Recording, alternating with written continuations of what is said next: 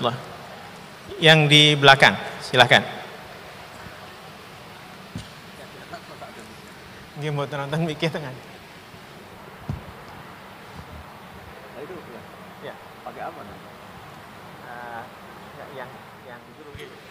Matur nuwun.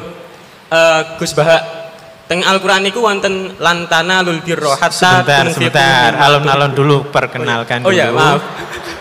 Oke, perkenalkan, nama saya Imam, tapi bapak saya Zainuri, jadi saya lebih suka dipanggil Ibnu Zainuri. Baik, Gus Bahak, di Al-Qur'an itu ada lantana lul birro hatta tunfiqu mimma tuhibbun. Engkau tidak akan menemukan kebenaran hingga engkau menginfakkan apa yang engkau sukai. Nah, dalam rangka menjalin islah antara Gus Bahak dengan saya, apa boleh bila peci kita tukeran? Matur nuwun. Oke, langsung dijawab sama Gus Bahak. Ini korban tamak ini. Artinya gini, Anda mengabaikan keadilan. Kalau tak kasihkan ke kamu, yang lain geremeng semua. Tapi bukan karena kikir, karena tadi korbannya lebih banyak. Loh iya, jadi supaya tadi ngaji tafsir lagi, mimma itu sebagian. Jadi ini ya harus jaga, saya kikir ya enggak, tapi saya ada adil ya jangan. Ini orang yang dekat saya aja enggak akan saya kasih peci saya ini, nanti yang lainnya bisa geremeng. Ya udah. Dan sampean juga enggak nanya dulu apa peci itu termasuk yang sangat beliau cintai. Jadi kalau enggak kan ya enggak ada risiko apa-apa. Baik, penanya berikutnya. Nggih, Bapak yang sudah di tengah. Assalamualaikum warahmatullahi wabarakatuh. Perkenalkan, nama saya Muhammad Amalia Sumbada dari Ekonomi Vokasi. Seperti masnya tadi, karena bapak saya Suprapto, saya lebih suka dipanggil Mik Suprapto. Ini saya tulis di depan. Yang pertama sebelumnya saya kepada Prof. Quraish Shihab, saya mohon maaf dulu, mumpung kesempatan bisa meminta maaf. Karena zaman dulu saya masih kuliah, masih suka ngaji yang rodo-rodo ekstrim itu, ketika melihat Pak Quraish Shihab di TV itu saya sok ngerasani, kok gini tolin nafsir kayak gitu. Jadi mohon maaf lahir batin ya Pak Quraish. Mumpung ada kesempatan. Baik, saya ingin menyampaikan terkait ukhuwah. Tadi mungkin nyambung dengan sesi pertama tadi, terkait ini ada dua kubu sama-sama pengen berdiskusi, sama-sama kenceng gitu ya. Nah, ini yang harus mendamaikan siapa gitu. Kalau sama-sama legowo enak tadi ya. Oh ya sudah, tidak perlu diskusi sama orang yang kepala batu gitu ya. Terus kalau misalnya di levelnya UGM ini, kebetulan alhamdulillah Bu Rektor, Bu Ova hadir di sini. Jadi misalnya ada polemik di UGM, yang tendik bilang oh dosen tuh begini, yang dosen bilang tendik tuh begini, yang mahasiswa nyalah ke dosennya, dosen tuh begini, yang dosennya nyalah ke. Nah ini kan ada pimpinan di atas untuk bisa mendamaikan, karena hadir di sini. Nah yang jadi pertanyaan saya, menjadi kekhawatiran itu ketika di ranah dakwah, apakah umat ini memang ini ujiannya umat untuk melihat para alim ulama ini saring serang. Jadi misalnya kalau kita belajar distribusi normal itu kan pasti ada 10% ekstrim kanan, 10% ekstrim kiri, yang tengah-tengah itu biasanya ikut-ikutan aja. Konteks misalnya di masjid, ada ulama yang ekstrim kanan itu selalu sholat itu harus jamaah, harus di masjid, harus tepat waktu dan sebagainya. Yang tidak itu salah dan merasa punya kewajiban untuk membenarkan. Nah, sedangkan ada ulama-ulama yang kebetulan Gus Bahak kemarin saya nderek di Watu Congol sebentar sekali, Gus Bahak ngajinya di Gus Ali. Alhamdulillah di sini kepanggih lagi. Itu Gus Ali itu tipe-tipe ulama yang ngopeni jamaah. Ya yang penting sholat, ora iso saiki ya kodok kan gitu, ya engko dirapel. Nah, siapa yang berkepentingan untuk atau punya kewenangan untuk memahamkan dua kubu ulama ini, untuk memahamkan bahwa jenengan ini porsinya sini, jenengan ini porsinya sini, nggak usah saling serang. Nah, kita ini kan jamaah hanya nonton, bingung. Kesannya itu kita ikut di sini disalahkan sana, kita ikut yang sana disalahkan yang sini. Nah, ini kira-kira harus tugasnya siapa untuk memahamkan para alim ulama ini bahwa beliau-beliau ini punya porsinya masing-masing, tidak perlu mengikuti ranahnya yang berbeda. Mungkin itu saja. Matur nuwun. Assalamualaikum warahmatullahi wabarakatuh.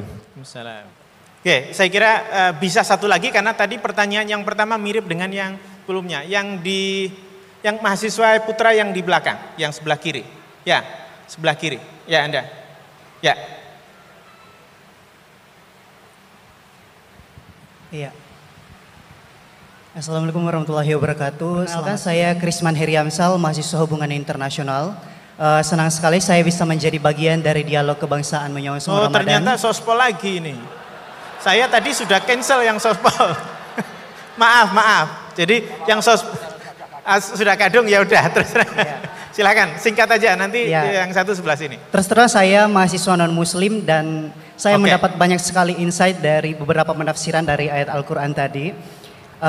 Salah satu fenomena yang kita hadapi saat ini sangat sulit untuk menghadirkan dialog-dialog yang menghadirkan orang-orang yang dari latar belakang agama yang berbeda.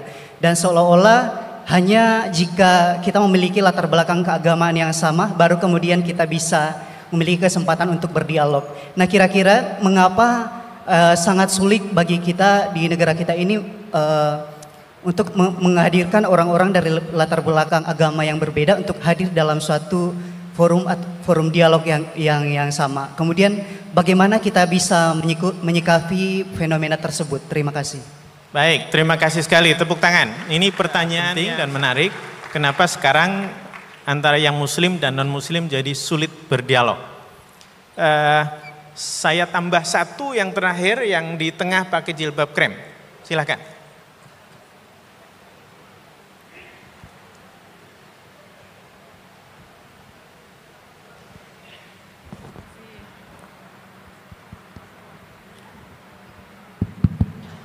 Assalamualaikum warahmatullahi wabarakatuh. Sudah mengangkat tangan 3 kali tadi Bapak Mujid. Perkenalkan saya Faiz, gitu. Gus Baha, saya dari Pamutan Rembang. Ibu saya keponakannya Mbah Yusuf, Mbah Muhaidah. Gus Baha, alhamdulillah bisa bertemu Gus Baha di sini. Senang bertemu Prof. Gerai Shihab. Pertanyaan saya, apabila ada pemimpin muslim yang mohon maaf secara kinerja dia kurang baik, kemudian pemimpin non muslim secara kinerja sangat baik. Ini sebagai kami orang Islam memilih yang muslim atau yang non muslim untuk menjadi kepala daerah misalnya. Atau bagaimana jika pemimpinnya perempuan? Meskipun saat ini sudah ada Prof. Ova di sini, juga Bu Mega, begitu. Kemudian termasuk ketika kami di UGM ada rekrutmen dosen baru, kira-kira mana yang bisa kami pilih apabila nilainya berdekatan begitu. Itu pertanyaan dari saya. Saya baru perkenalannya di belakang Bapak Mujid, saya dari Forum Silaturahmi Nahdlatul Ulama, saya juga pengajar di pengelolaan arsip rekaman informasi di BSMB Sekolah Vokasi sama dengan Gus Prapto. Mohon maaf. Assalamualaikum warahmatullahi wabarakatuh. Terima kasih banyak untuk pertanyaan-pertanyaannya. Ya, silahkan Gus Baha untuk menanggapi. Yang muda-muda dulu. Nanti Pak Kores mentok. Bismillahirrahmanirrahim. Tadi yang yang tetangganya Gus Ali tadi Wali, yang minta maaf sama Pak Kures. Saya mewakili beliau sudah dimaafkan. Karena saya tahu kalau tradisi orang alim, tradisi kiai itu memaafkan itu ibadah, jadi enteng saja. Apalagi pas Anda ngerasain itu nggak ditulis kok diaras karena nggak ngefek. Nah, terus saya ngapresiasi pertanyaan dari mahasiswa non-muslim tadi. Sebetulnya ketika negara ini berdiri itu ya dialek semua antar umat beragama. Sehingga diputuskan yang penting itu berketuhanan. Maka yang ditolak oleh konstitusi kita adalah ateisme, komunisme. Saya bayangkan misalnya punya anak perempuan, diajak orang yang tidak beragama di tengah hutan misalnya, bunuh ya tidak takut Tuhan, merkosa tidak takut Tuhan, salah etika ya tidak takut Tuhan. Bandingkan kalau diajak yang beragama, pasti masih ada rambu-rambu, ada ini itu. Sehingga memang masalah betul ketika orang tidak berketuhanan itu. Jadi saya ingatkan Mas tadi, siapa tadi namanya? Yang non Irman saya, yang non Muslim tadi itu. Siapa? Namanya siapa? Siapa? Kurang jelas. Siapa namanya? Krisna. Krisman. Oke, namanya Krisman. Jadi Mas Krisman ya, kalau dibilang nggak pernah ada dialog dulu ketika negara ini berdiri, itu semua tokoh agama bersepakat. Termasuk saat itu ya ada Perindo, selain ada NU ada Perindo. Itu yang ditentang itu adalah ateisme. Karena kalau orang tidak bertuhan itu ngeri. Ngerinya itu ya tadi misalnya kita punya anak perempuan atau punya keluarga, diajak orang yang tidak beragama. Misalnya berzina ya tidak takut dosa, merkosa ya tidak takut, bunuh ya tidak takut karena nggak punya Tuhan. Mungkin takutnya sama polisi ya kalau ketahuan, kalau enggak. Tapi kalau orang bertuhan ini sistem kesalehannya, sistem kebaikannya ini berlipat-lipat. Takut hukuman Tuhan, takut sosial, takut ini itulah, sehingga kita bersepakat berketuhanan. Lalu kedua, ada beberapa kejadian nyata. Di beberapa negara yang fahamnya itu tidak bertuhan, itu bekas kondom atau bekas apa dipakai lagi, didaur ulang. Bahkan tinja yang bisa dikelola jadi bahan makanan. Kalau yang beragama tidak, termasuk mungkin di ilmu medis ini tidak wilayah saya tapi saya cerita, mungkin masalah-masalah kayak ya apa hal-hal yang menurut kita dilarang, menurut agama mereka enteng saja. Misalnya bikin cadangan-cadangan organ tubuh dan sebagainya. Kalau beragama itu masih enak, aturannya jelas. Kalau nggak beragama itu repot. Sehingga saya cerita sedikit lagi-lagi karena kadung dipuji ahli Quran Pak Kures sama saya. Saya cerita. Dulu ketika Rasulullah itu sugeng masih hidup, itu ada kekuatan politik. Satu Romawi bertuhan, yang satu Persia tidak bertuhan, tidak berkitab suci. Ketika Romawi kalah, itu Rasulullah itu susahnya bukan main, karena yang masih mentautkan diri dengan Tuhan kalah sama yang sudah tidak bertuhan. Dan ketika akhirnya Persia yang kalah, yang menang Romawi, Nabi itu ikut senang karena yang bertuhan mengalahkan yang tidak bertuhan. Kenapa penting bertuhan? Karena bertuhan itu setidaknya punya aturan. Melakukan ini dosa, melakukan ini dosa. Empati sama fakir miskin itu ibadah. Semua agama pasti sama di tema-tema seperti itu. Sehingga berketuhanan ini penting sekali, kata Pak Kures tadi, berketuhanan itu luar biasa. Terus kedua, ini penting juga. Saya mohonnya, saya pernah juga disowani beberapa tokoh dari Mabes Polri. Saya sering bilang, Indonesia utamanya pejabatnya harus terima kasih sama seluruh rakyat Indonesia, karena itu aset yang sebenarnya Indonesia ya seluruh rakyat Indonesia. Saya cerita satu cerita, ini hadis sahih di Bukhari, nggak bisa dipertentangkan. Ini hadis sahih di Bukhari, di Muslim. Di antara yang diapresiasi Allah itu adalah potensi jahat kita tidak menjadi, tidak kita wujudkan. Kalau seluruh rakyat Indonesia, tidak usah seluruh, 1/4 kita ini maling semua. Itu negara miskin kok, karena biayai kita di penjara 2 tahun, 3 tahun. Separuh kita mentalnya membunuh, habis Indonesia. 1/4 saja, 1/3 saja, 1/8 saja punya mental killer, itu habis Indonesia. Ketika rakyat kita, ketika tetangga kita, masyarakat kita tidak melakukan kejahatan, itu ketertiban yang sejati. Maka semua bentuk ketidakkriminalan yang dilakukan oleh rakyat Indonesia itu awal dari aset bangsa ini. Coba kalau semua orang mencuri, habis negara untuk biayai di penjara. Semua orang kriminal, berkahnya mereka tidak melakukan, Indonesia baik-baik saja. Sebab itu ketika ada sekian kebaikan, Nabi terakhir ngendikan apa? Takufu syarroka anin nas fa innaha shadaqatun minka ala nafsik. Potensi jahat kamu jangan kamu lakukan, itu sudah menolong peradaban. Para gadis tetap gadis karena nggak diperkosa. Orang yang punya kambing satu tetap punya kambing satu karena nggak dicuri. Orang yang berkarir tidak terhenti karena karakternya agak dibunuh, tidak dihujat, tidak dihentikan, tidak disetop oleh cibiran, oleh bulian.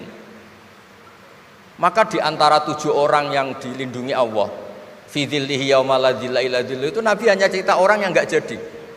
Di antara yang diceritakan Nabi dalam sebuah hadis, saya ini lelaki sejati, sangat mencintai sepupu saya dan saya mau ngumpuli dia, tidak mau sampai saya kasih uang 100 dinar.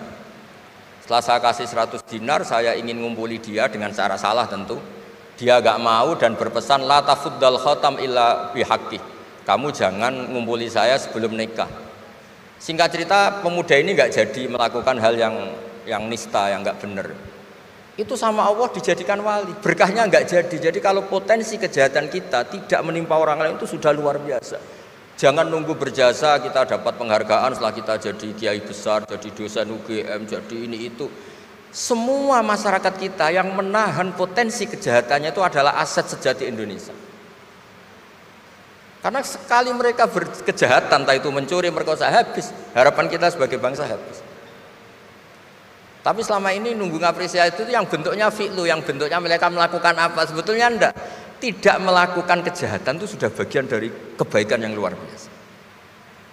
Terus yang terakhir tadi yang pertanyaan pemimpin muslim dan non muslim. Memang ini wilayah sensitif, tapi sebetulnya bisa dianalisis secara fikih. Ya saya ulang lagi, bisa dianalisis secara fikih Nusantara, fikih kebangsaan. Jangan dianalisis pakai fikih yang internal dalam Islam. Saya ulang lagi, jangan dianalisis menurut fikih yang di internal Islam. Kita beri contoh umum saja ya. Kita beri contoh umum saja. Dulu Pak Gores pernah mencontohkan kalau non muslim bisa jadi pilot beneran, padahal dia non, sama Pak Munjid yang kiai di UGM nggak bisa jadi pilot. Kira-kira milih mana? Tapi itu kan wilayah yang sensitif karena ini di Indonesia itu konteksnya bukan urusan pilot, urusan mewakili kebanyakan Indonesia itu muslim. Dan demokrasi itu mencerminkan suara mayoritas. Tapi tidak mungkin juga membiarkan muslim yang killer, yang pembunuh, yang dulu punya reputasi yang misalnya macam-macam. Jadi hal-hal seperti itu, kata Quran itu jangan berdiskusi sesuatu yang kalau menjadi jelas malah masalah. Karena itu kan seperti pertanyaan gini, Gus saya punya kerabat di Jogja tapi pelit, sama orang lain dermawan, bagus mana? Kita kan nggak mungkin menganjurkan mutus hubungan keluarga. Tapi tidak mungkin juga suruh ikut orang pelit. Anda menggunakan orang fikih karena kalau yang nggak ahli fikih itu ya gampangnya saja jawab semaunya. Tapi kalau saya sebagai orang yang nekuni fikih itu bingung. Saya sering ditanya orang juga, Gus saya mau nyalon lurah, ya lurah atau bupati atau apa. Katanya nyuap itu haram Gus. Setelah dipraktekkan nggak bayar, nggak bagi uang, ya nggak jadi betul. Yang menang yang bayar. Terus akhirnya fikihnya tak rubah. Nyuapku yo haram, medit yo haram kata saya. Dimodifikasi sedikit, akhirnya alhamdulillah Gus bar sedekah gitu. Ya menang akhirnya berkahnya sedekah kan. Karena kita sebagai pemimpin atas nama tidak nyuap ya jangan juga jadi orang kikir dong. Atas nama tidak nyuap terus jadi orang kikir. Repot kan? Tapi jangan juga bayar yang sampai merubah hukum dari orang yang nggak layak mimpin karena bayar menjadi pemimpin. Itu ya jangan juga sampai gitu. Ya akhirnya saya bilang nyuap itu haram, medit juga haram. Alhamdulillah barokahnya kombinasi fikih ini. Ya nyuapnya tetap haram tapi rakyat tetap dapat uang gitu. Tapi nanti ketika Anda tidak layak jadi pemimpin itu juga haram karena menjabat sesuatu yang enggak wilayah Anda. Jadi seni-seni ngelola muslim, non muslim dan itu tidak bisa dipukul rata. Karena itu wilayah-wilayah yang sensitif, yang butuh detail, yang butuh satu peristiwa spesifik. Saya pernah ditanya, Gus saya ini hidup di Amerika, kalau milih presiden kan sama-sama non muslim, milih yang siapa? Ya jawab yang akhafu dororon, misalnya ada presiden Amerika yang sangat demokratis misalnya, dia membiarkan Islam berkembang. Sama jenis non muslim yang Islamfobia, tentu milih yang demokratis.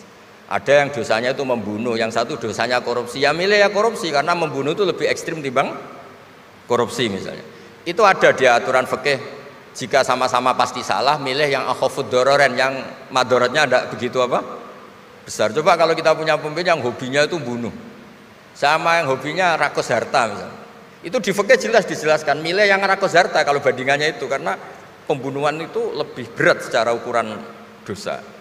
Tapi apapun itu, ini bukan pembenaran pada kesalahan, bukan, tapi memang ada aturannya. Kalau ada dua dororani, dua bahaya, urtukiba khofuma, kalau ada dua hal yang bahaya, dipilih yang paling ringan. Kalau dalam konteksnya tadi, kalau kita membiarkan pemimpin yang nggak benar, dipimpin orang nggak benar, tapi kalau memaksakan chaos misalnya, ya milih yang nggak chaos. Itu kan ada aturannya di fikih, karena Nabi menghindari al-harad. Al-harad itu chaos, pembunuhan massal, itu nggak boleh. Dan mayu addi ila dzalik juga nggak boleh, yang bisa potensi begitu juga nggak boleh. Jadi saya mohon, di antara aturannya Quran itu la tasalu an asya in tubdalakum tasukum. Kamu jangan diskusi sesuatu yang kalau diperjelas malah kamu yang malu. Saya biasanya mencontohkan hal-hal yang ringan kayak suami istri. Misalnya Anda tanya sama Pak Munjid, istrinya tanya, "Mas, apa betul saya ini cinta pertama Anda? Bukan alternatif terakhir?" Wah, itu rata-rata orang nikah itu kan korban alternatif terakhir gitu. Itu kalau ditanya sama-sama konangan itu aslinya itu. Ceweknya juga sama, apa betul Pak Minjit itu cinta pertama pilihan terakhir?